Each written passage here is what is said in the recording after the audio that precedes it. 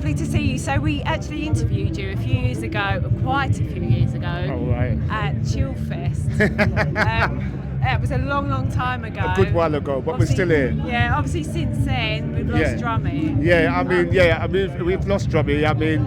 It's taken a while to get over it, but right now I know he's watching and saying, well done, and keep it going. He'd want you to continue. Yeah, he'd want us to continue. And what he's basically, like the other person on stage with me, that's Solomon, who's doing the lead singing, and that's his son. So it lives on. It lives on. That's so lovely to hear. From that vibe, And he's with you when you're performing? Every time, every day, it doesn't matter. Every day I got up, because that's how we were. We were best friends. It wasn't just a band. Yeah. We were best friends. So even every day I get up, I still think, all right, we can drop it, no problem. Absolutely. Going through all of that experience together, all the success. That was years of going through. So it wasn't something that I thought would ever happen, but that's life. You understand? That's what life does. That's right. So looking back at all that major success that you had with songs like "Don't Turn Around" and "Shine," when you look back at that time, what did that mean to you? I know that's an open-ended question, but well, what it was, as a band, when we started out, as a musician, you always want to think, you want to have success and play the gigs and everything. But when I look back at it now I've reached to this point, and now looking back on it, I actually give a lot of thanks, because I never thought at this time of my life I'd still be doing this. You understand me? And the truth of the matter is, I actually even enjoy it even more now. Because I suppose you reach a point where you think, well, boy, it might not last, it might not carry on. You make the most, especially with having COVID. Yeah, exactly. Because in COVID, I thought maybe we might not do music again. That actually did pass through my head. Well, I didn't even think we'd go shopping again. Exactly. The point that we're still here now and still doing what we're doing, I actually appreciate it more now.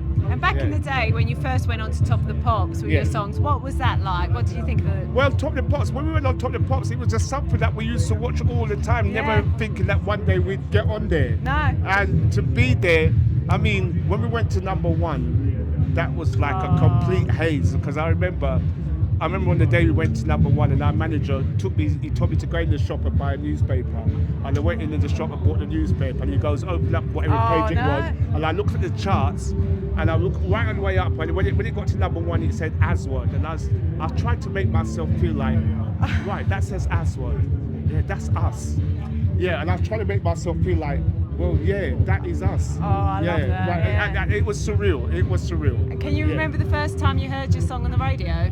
I can remember the first time I heard the song on the radio. I'll tell you better than that.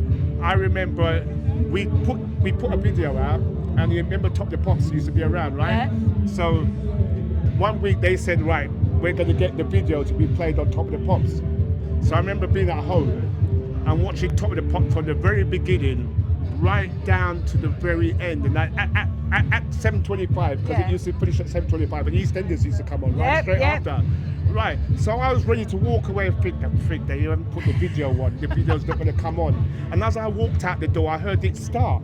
And I thought, and I turned around, looked at the TV, and as the credits were coming down for the finish of Doctor, they put the video on. And that feeling was just, wow, they actually played it. We were actually on TV. Yeah, that was. Did you get loads of calls to your landline at that time? Well, everything happened. Everything happened, because you know, as a band, we were around for a good while before that, but we hadn't cracked the charts. No. So there was a certain audience that hadn't heard of us. Yeah. So all of a sudden, after like 14 years of playing all over the country and traveling and whatever, we had a hit. Yeah. And then it just gained us a brand new audience, which made it even better. Yeah. And obviously, Don't Turn Around. Such a massive song. Everyone's waiting for you to play it. Yeah. Some artists we've read through the years say, we get fed up of those songs. Do you ever get fed up of playing that? No, that's one song I never get fed up of. What it did for us, even though we didn't write the song, what it did for us was, that's the reason I suppose we're still here now,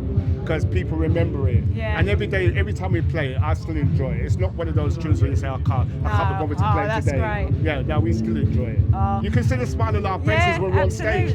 Yeah, I love it. And you've got a lot going on at the moment. You've been playing, you've got Dreamland, yeah, we played Dreamland, we played Reggaeland. You've done so much. No, I give thanks, because like I said, I never thought at this time of our life we'd still be on the road and doing what we're doing. But we still enjoy it. Oh, it's fantastic. And finally, there's a couple out there who are dressed as Aswad. I don't know if you saw them right near the front of the stage. No. I think they're in VIP and they might try and find you, but Right. they look brilliant and they were going mad at your set. It must be weird to have people dressed as No, you. that's wicked. That just shows appreciation. Yeah. Yeah, and without people, that it doesn't work, does it? So, Oh. yeah, for real. Lovely to meet you. Nice to meet again. you. Thank you very Thank much. you. Yeah? Respect. Thank you.